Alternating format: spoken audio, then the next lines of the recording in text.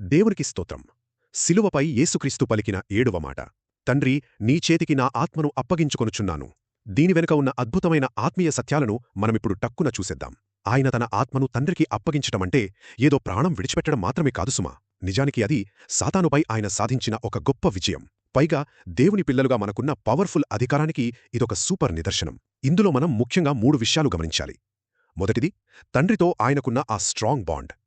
దేవుణ్ణి తండ్రి అని పిలుస్తూ తనను తాను 100% సమర్పించుకున్నారు. ఆయన చేసిన ఆ యాగం వల్లే కదా బానిసలైన మనం దేవుని పిల్లలమయ్యాము. ఒక్కసారి ఆలోచించండి.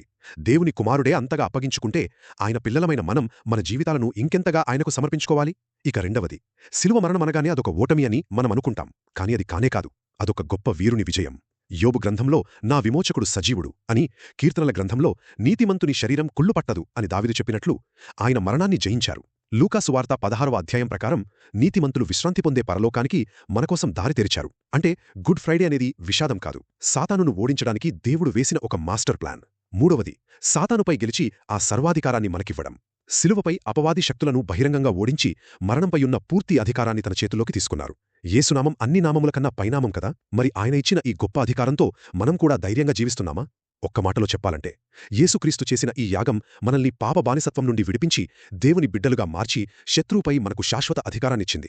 మరింత ఆత్మీయ సమాచారం కోసం మా ఛానల్ని ఫాలో అవ్వండి మరియు దేవుని వాక్యాన్ని మీ స్నేహితులు మరియు కుటుంబ సభ్యులతో పంచుకోండి.